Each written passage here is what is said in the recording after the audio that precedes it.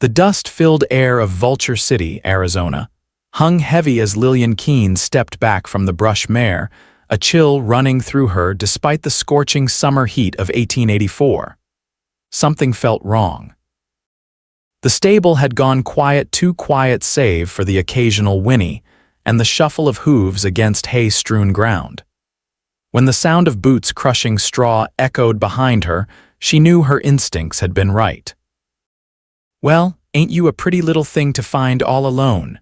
came a gravelly voice that made her blood run cold. Lillian turned slowly, her heart hammering against her ribs. 4 men had materialized from the shadows, blocking the only exit from the stall.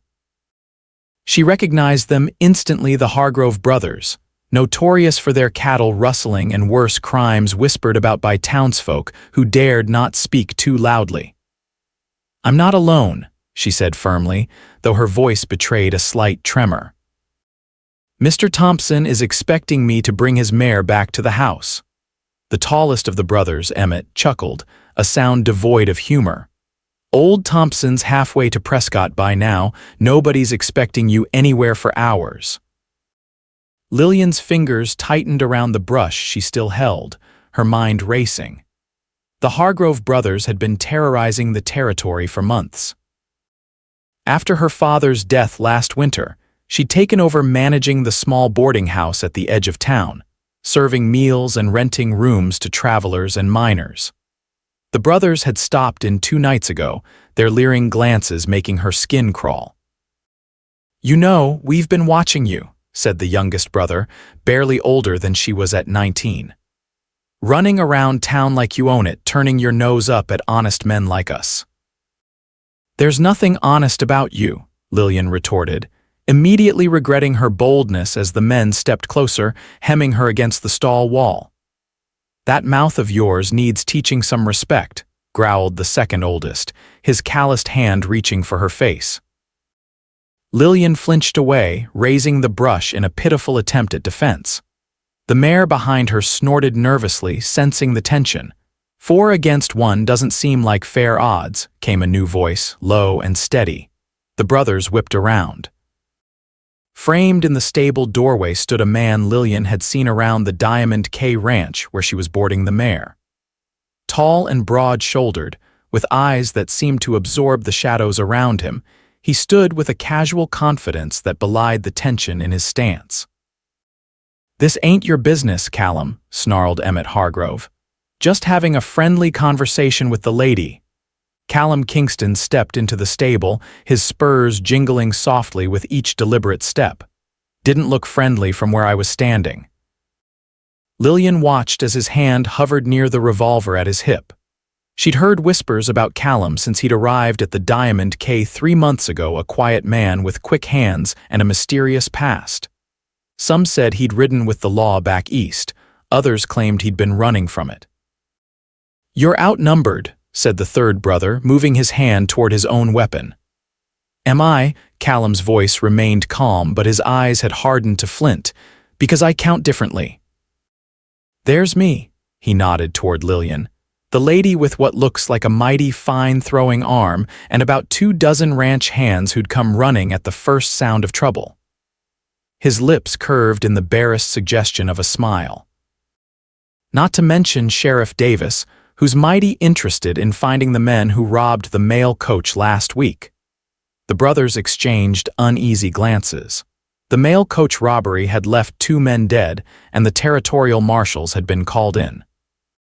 "We were just leaving," Emmett finally said, his voice tight with suppressed rage. "Good choice," Callum replied. "And I suggest you keep leaving until you're well beyond Arizona territory." The tension crackled between them like lightning about to strike. For a moment Lillian was certain violence would erupt, then with muttered curses the Hargroves backed toward the stable door. "This isn't over," Emmett hissed, his eyes never leaving Callum's. "It is if you're smart," Callum responded evenly. The brothers disappeared into the afternoon glare and Lillian released the breath she'd been holding, her knees suddenly weak. "Are you hurt, Miss Keene?" Callum asked, crossing to her side but maintaining a respectful distance. "No," she managed, setting down the brush with trembling fingers. "Thank you, Mr. Kingston." "Callum," he corrected gently. "And you're welcome, though I suspect you'd have given them a fair fight with that brush." Despite herself, Lillian smiled. "I doubt horsehair bristles would have done much damage." "You'd be surprised what can become a weapon in the right hands." Something in his tone suggested personal knowledge of such improvisations. He glanced toward the stable door. "They won't go far, not yet. I'll escort you back to town." "That's not necessary," Lillian began, then reconsidered as she thought of facing those men alone on the road. "Actually, I would appreciate that very much."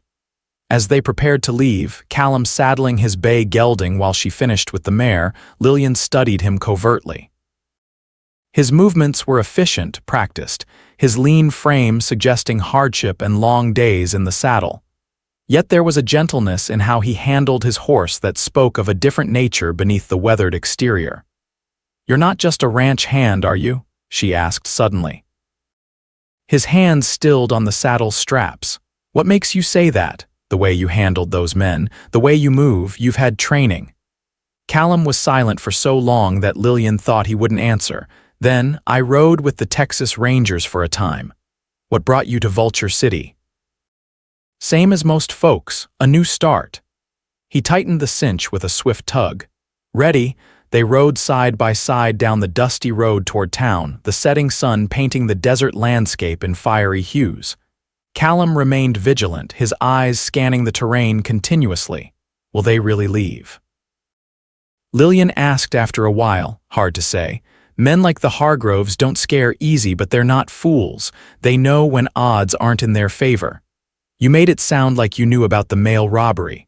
A ghost of a smile crossed his face. "I know a guilty conscience when I see one." When they reached the boarding house, Callum dismounted to help her down, his hands strong and steady at her waist. For a moment they stood close, the air between them charged with something Lillian couldn't name. "Thank you again," she said softly. "Lock your doors tonight," he replied. "I'll be keeping an eye out." True to his word, Lillian spotted Callum's silhouette across the street several times that evening as she served dinner to her boarders and closed up for the night. His presence brought a curious mix of comfort and disquiet. She'd grown accustomed to standing alone since her father's passing, shouldering the burden of the boarding house and fending off both financial hardship and unwanted suitors. Vulnerability wasn't a luxury she could afford. Yet as she blew out her lamp that night, she found herself grateful for the knowledge that someone was watching over her. The following morning brought news that sent ripples of shock through Vulture City. The Hargrove brothers had been found dead in their camp outside town, each shot with precision. No witnesses, no suspects. Sheriff Davis rode out to investigate, returning with grim confirmation but few answers. Lillian couldn't help but think of Callum's steady hands and watchful eyes. When he appeared at her door that afternoon, his expression gave nothing away. "May I come in, Miss Keene?" She stepped back, allowing him into the small parlor where she received guests. "People are saying the Hargroves were murdered. I heard." His face remained impassive. "The sheriff thinks it might have been a dispute over the mail robbery spoils." "Is that what you think?" His eyes met hers, unfathomable. "What I think doesn't matter much. Those men won't be bothering you or anyone else again." A chill ran down Lillian's spine. "Did you? I was here all night," he interrupted smoothly. "Ask anyone at the Diamond K. We had trouble with a foaling mare until dawn." The certainty in his voice left no room for argument, yet something in his steady gaze suggested layers to the truth he wasn't sharing. Over the next few weeks, Callum became a regular visitor at the boarding house, often bringing fresh game for her kitchen or helping with repairs she'd been putting off. Their conversations grew from cautious to comfortable, revealing a man of depth and principle beneath his reserved exterior. He spoke little of his past, though she gathered pieces an orphan raised by a Texas Ranger captain. Years spent tracking outlaws along the border, a wound that had ended his career and sent him drifting westward. For her part, Lillian shared stories of her father, a former schoolteacher who'd moved them west after her mother's death. seeking opportunity in the booming mining towns. He always believed education was the path to a better future, she told Callum one evening as they sat on her porch, watching the desert sunset. Even out here, he made sure I had books and learning. He sounds like a wise man. He was, she smiled at the memory. He would have liked you. Would he? Callum's voice held a note of genuine question. Most fathers don't take kindly to former lawmen with questionable pasts. My father judged people by their actions, not their histories. She hesitated. Like those men in the stable, your actions that day showed your character. A shadow crossed his face. Not all my actions would stand up to such scrutiny. Before she could respond, hoofbeats approached and Sheriff Davis appeared, his expression grim. Kingston, he called. Got a minute? Callum excused himself, stepping into the street to speak with the lawman in low, urgent tones. When he returned, his expression had hardened. I need to leave town for a few days, he said. There's been trouble north of here. Seems the Hargroves had friends who have been asking questions. Fear clutched at Lillian's heart. Are you in danger? Nothing I can't handle. His gaze softened as he looked at her. But I'd feel better if you stayed with Mrs. Peterson until I return. Her place is closer to the sheriff's office. I can't abandon my business just for a few nights, he insisted, taking her hands in his. Please, Lillian. It was the first time he'd used her given name, and something in the way he said it made her breath catch. 2 nights, she conceded. No more. He nodded, relief evident in the set of his shoulders. As he prepared to leave, he hesitated, then reached into his pocket.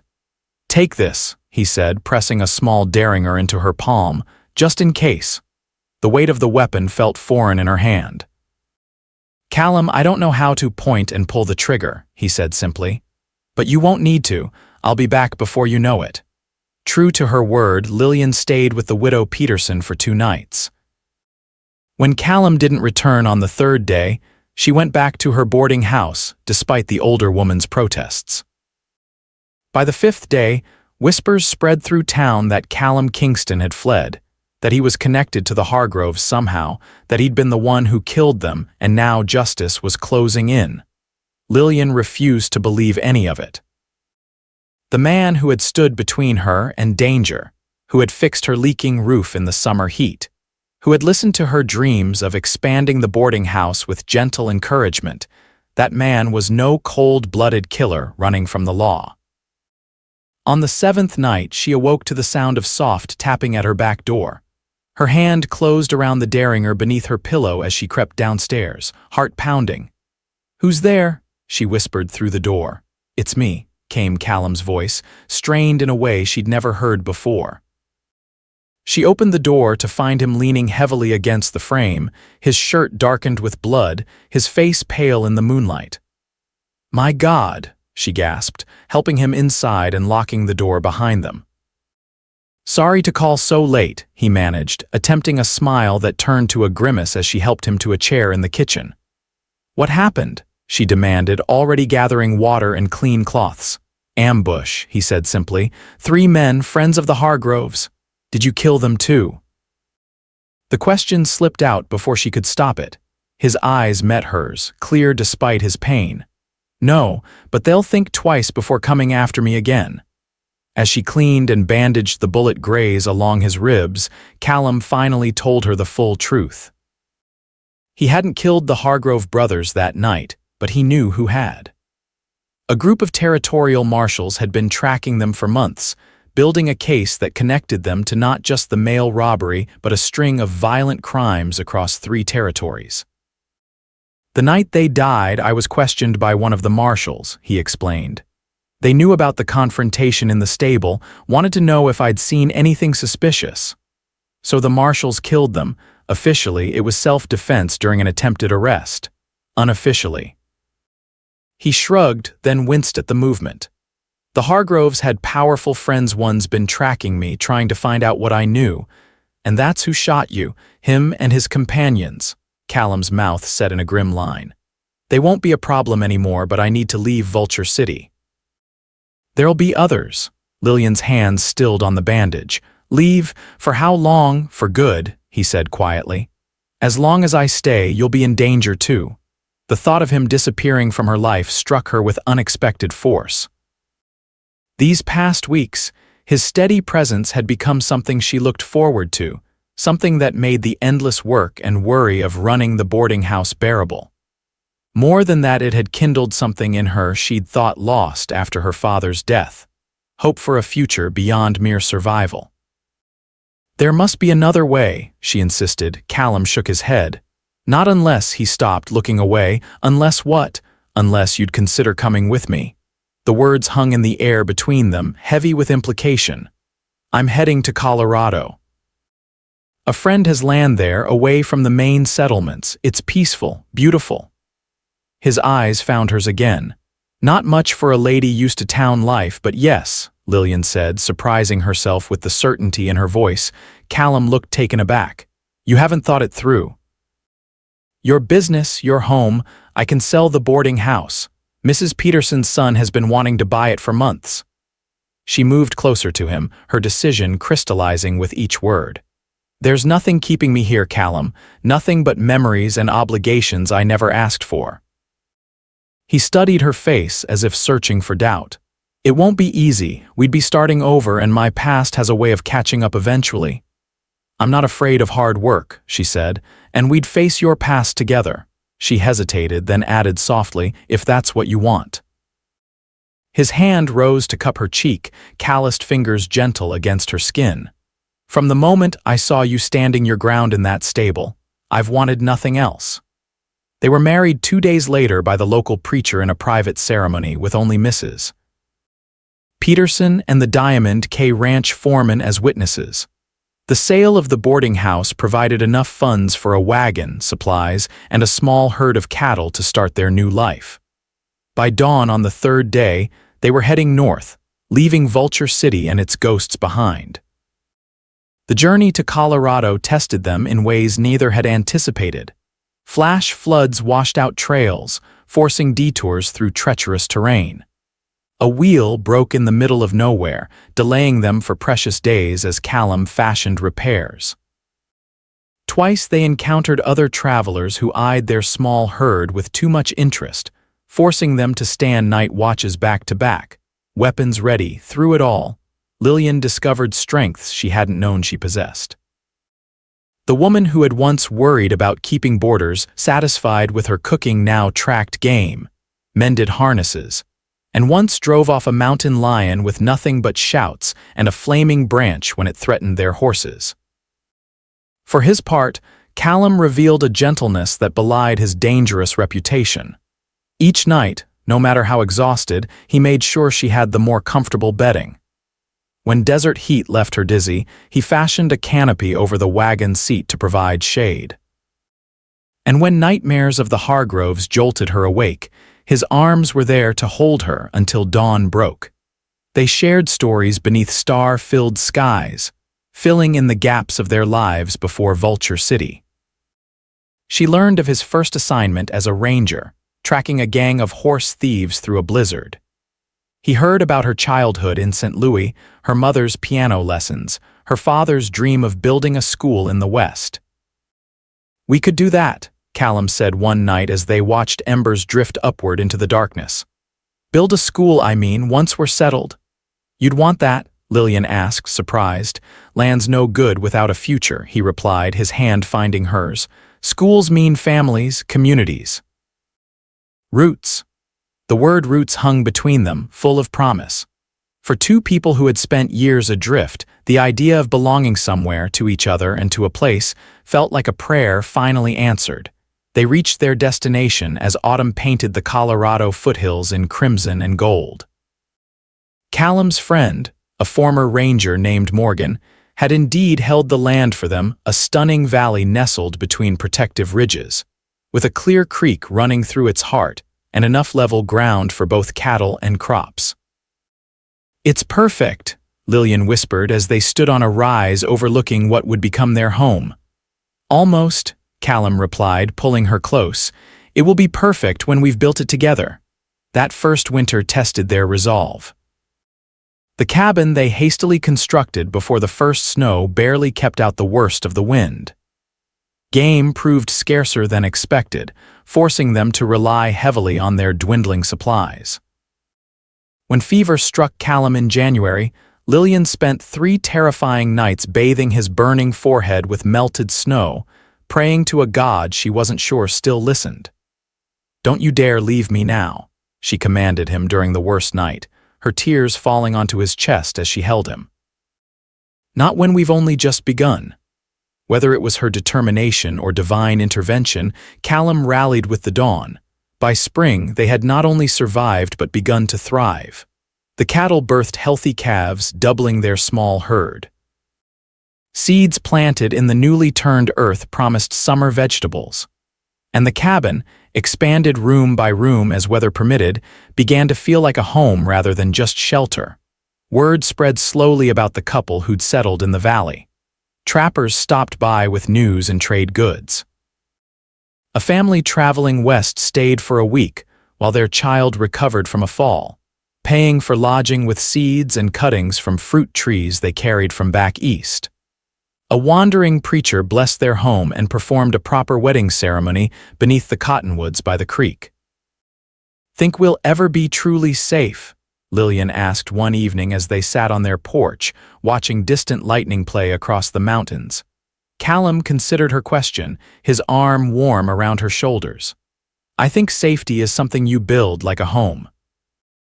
One day at a time, one decision at a time." His hand drifted to rest on her belly, where the first swell of their child had begun to show. "And I think we're building it well." As years passed, the nightmares came less frequently for both of them. The valley that had once seemed so empty filled with life their son Charles, born healthy and strong that first autumn. Their daughter Emma 2 years later. The school Lillian started in a corner of their expanded home, teaching not just their children but those of settlers who gradually filled the surrounding valleys. Occasionally, news would reach them of the world they'd left behind. Vulture City had boomed then busted as the mines played out. The territorial marshals had broken up the last of the outlaw gangs connected to the Hargroves, and once, a letter arrived from Mrs. Peterson, addressed to Mr. and Mrs. Kingston, sharing town gossip and expressing hope that they had found happiness. "She doesn't mention anything about anyone looking for us," Lillian noted as she folded the letter. "Maybe there's no one left to look," Callum suggested, though his eyes still scanned the horizon out of habit whenever riders approached. On the 5th anniversary of their arrival in the valley, they hosted a gathering for the scattered neighbors who'd become friends. As fiddle music filled the night and lanterns swayed in the gentle breeze, Callum pulled Lillian away from the crowd, leading her to the rise where they had first stood looking over their land. "Do you ever regret it?" he asked, his voice soft in the darkness. "Coming with me, leaving everything behind." Lillian looked back at their home, at the lamplight spilling from windows, at their children chasing fireflies in the yard, at the community that had grown around them built on trust and shared labor. "Not for a moment," she answered truthfully. "That day in the stable, it wasn't just you saving me from those men, it was life offering us both a second chance." She turned to face him, taking his weathered hands in hers. "And we took it." Callum's kiss held the same steady promise as the day they'd left Arizona territory, a vow renewed with each sunrise they greeted together. What had begun as an escape had transformed into a journey home, not to a place either of them had known before, but to one they had created together, built on the ashes of danger and loss, stronger for the forging. As they walked back to join the celebration, hand in hand beneath the star-strewn Colorado sky, Lillian thought of those 4 men who had cornered her in that dusty stable so long ago. Their threat had been the catalyst that set her life on an unexpected path, one that had led not to fear and violence, but to love and peace in this valley they now called home. And in the end, wasn't that the greatest justice of all?